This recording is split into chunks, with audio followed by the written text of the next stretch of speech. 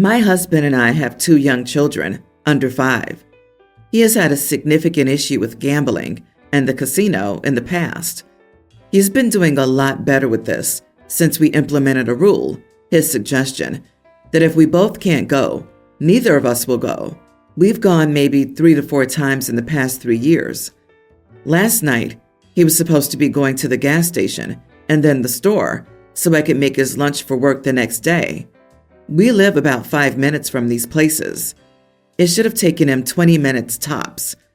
Around 40 minutes after he left, I tried calling him, and he didn't answer.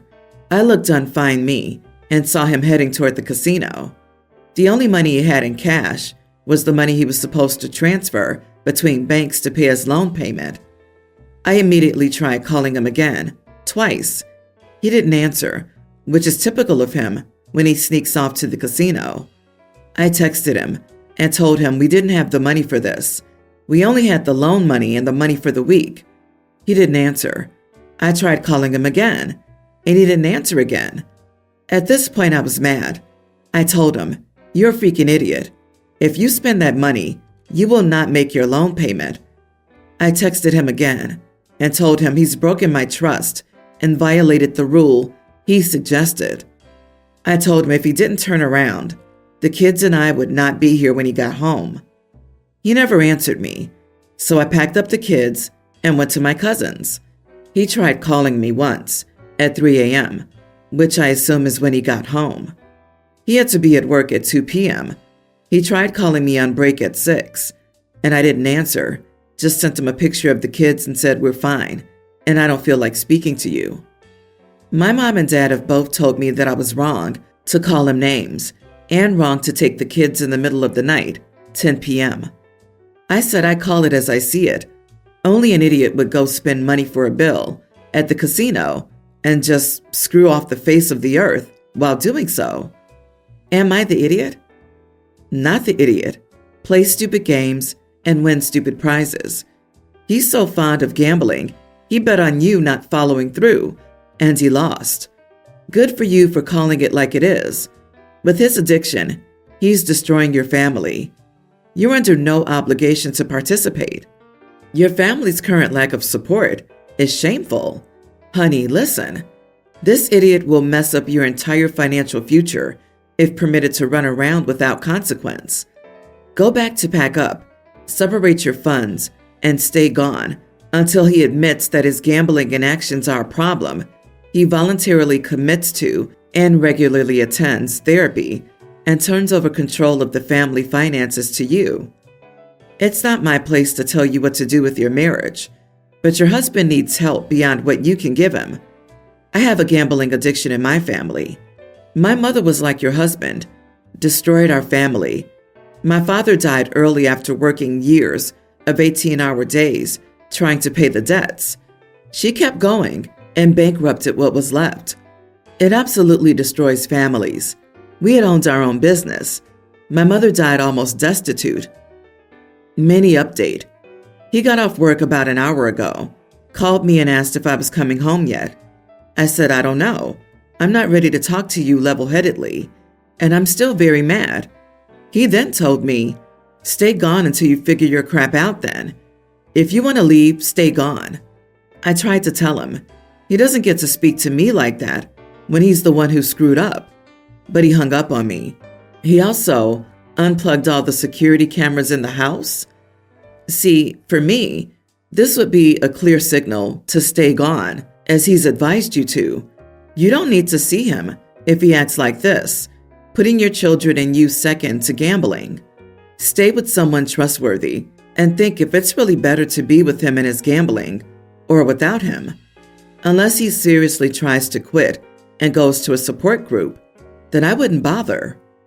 Right? The audacity to break the rules you set up for yourself and then tell your partner to stay gone, like they're the ones screwing up.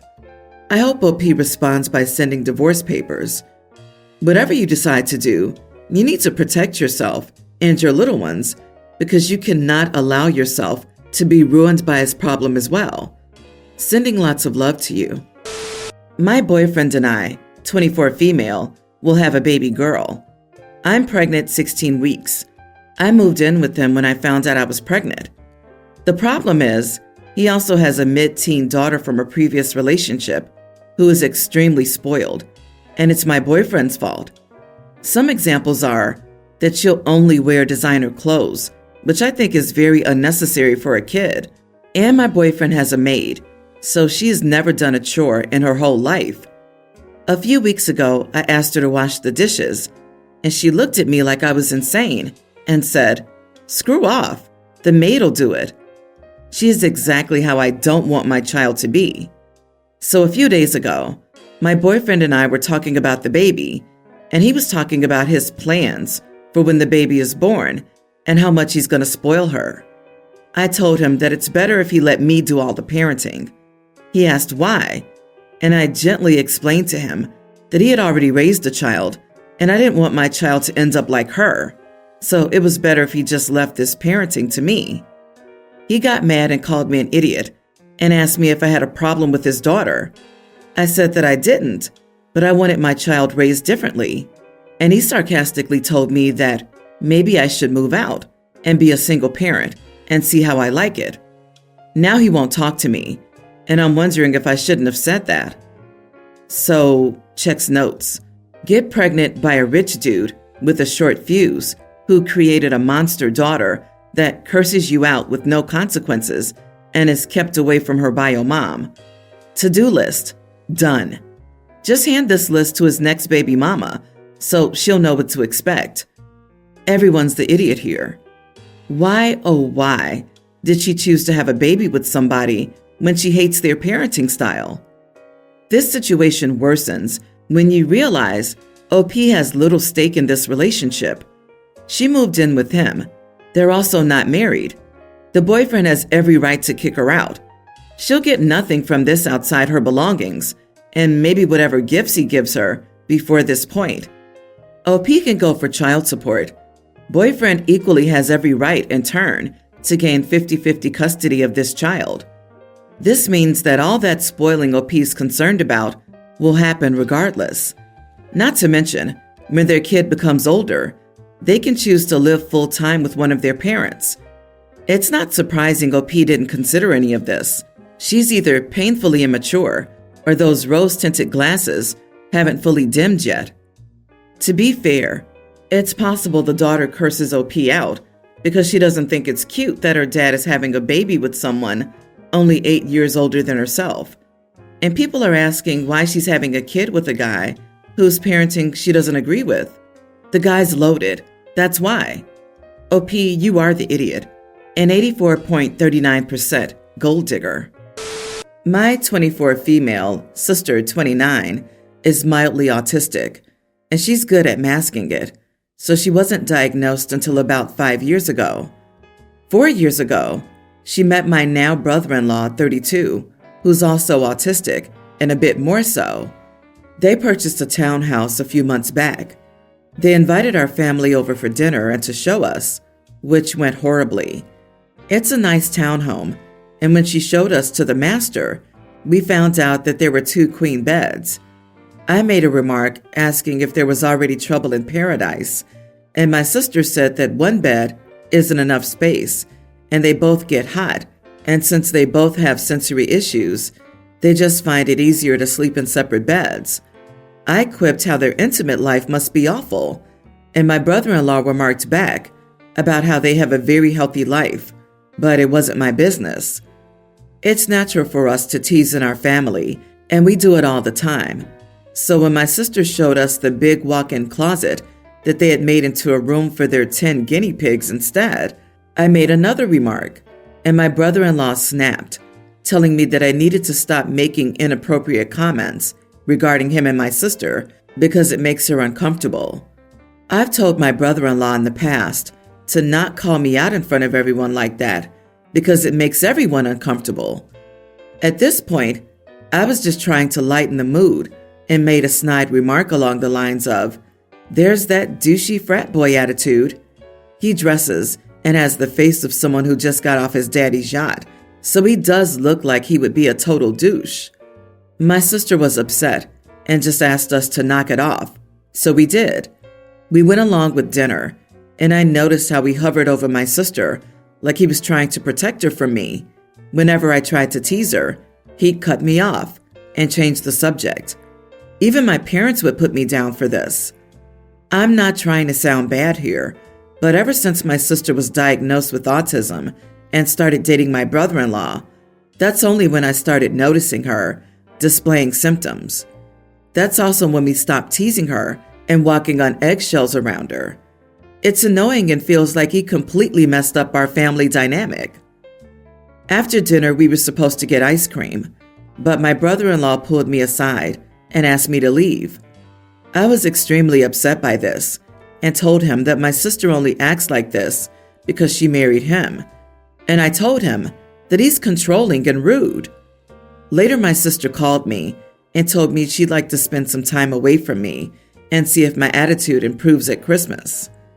Look, I'm not saying that I'm absolved of any guilt here, but I asked him not to call me out in front of everyone in the past because it's humiliating, and he blatantly overlooked that, and that's what upset me. I was just trying to have a normal night with my sister, and he kept butting in and ruining it. Am I the idiot here? So let's make sure we all understand. You made fun of your autistic sister and her autistic husband and made numerous jokes about their intimate life, even after you were told it was none of your business.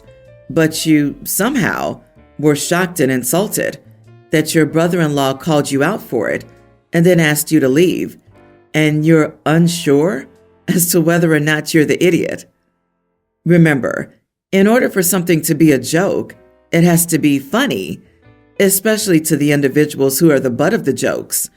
If you persist in making the same jokes after the target has informed you that they're uncomfortable with it, you're just a bully. You are the idiot in so many ways as could be possible in this situation. Accept your timeout and hope you can find your way back into your sister and brother-in-law's good graces.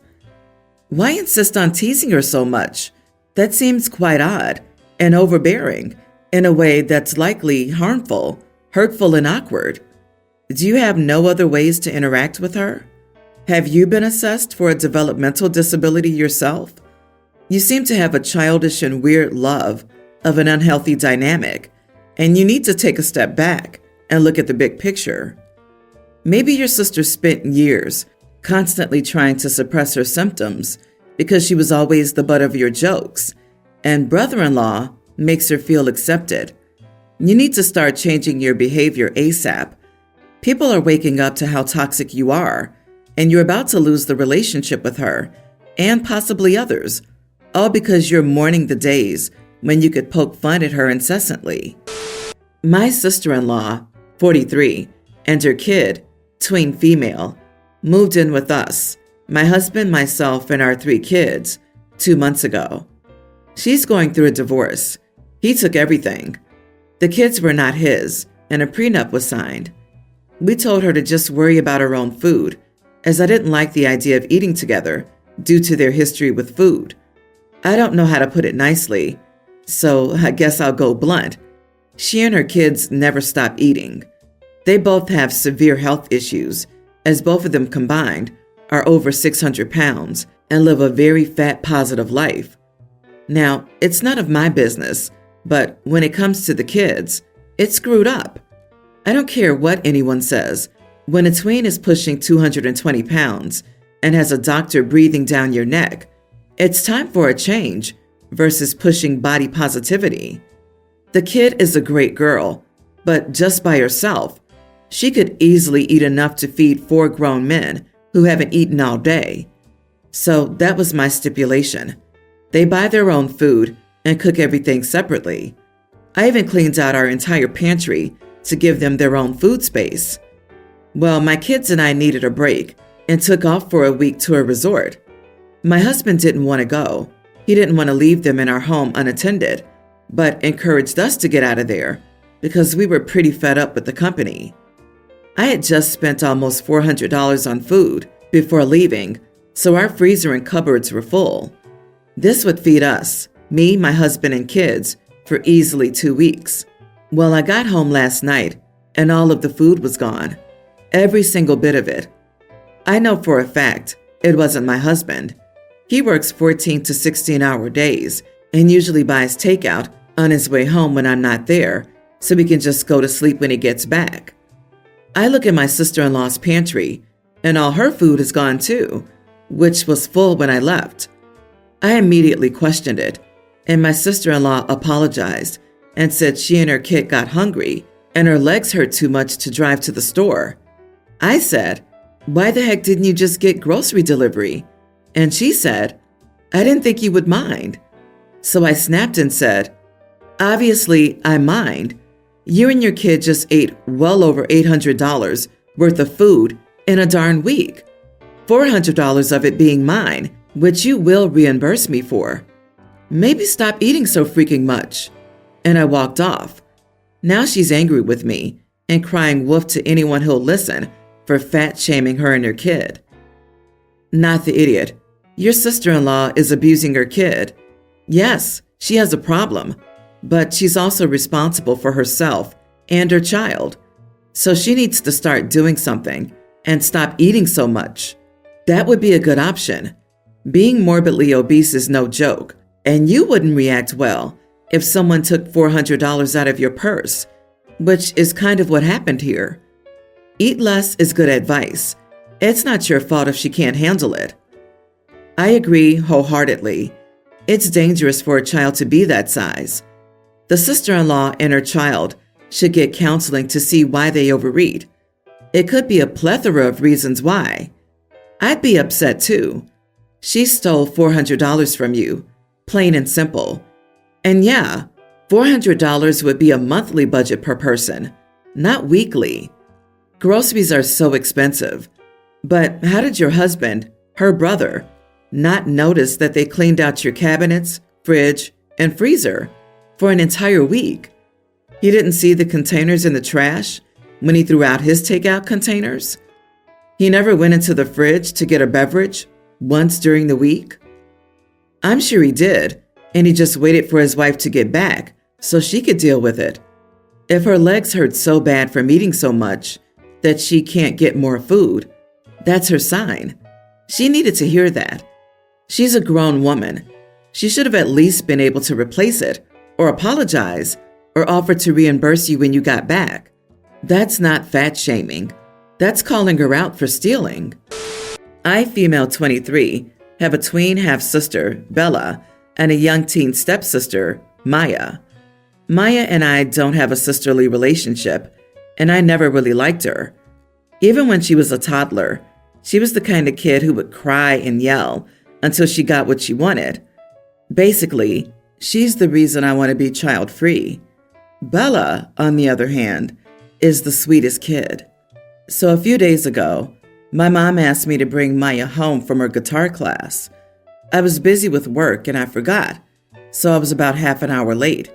Yesterday, my mom asked me to bring Bella home from her painting class. I was on time and brought her home safely. When my parents came home, I decided to do a prank and told Bella to hide so I could tell them I forgot to bring her home. When I told them so, my stepdad was horrified and ran toward the door to go get her, while my mom stood there calmly and told him to relax because there was no way I could forget Bella and that she knew I was lying. Bella was very disappointed and asked me how she learned it was a prank. I told her the truth and said that Mom knew how much I loved her and there was no way I would ever forget her. Maya, who was listening to our conversation, I had no idea she was listening, called me a witch. I told her thanks for reminding me why I don't love you as much, and she ran to our parents to tell them what I said, and now they think I'm an idiot. You are the idiot. They're kids, both of them. Their brains aren't developed, and what you said to Maya probably really affected her. It was cruel. You're an adult and should know better.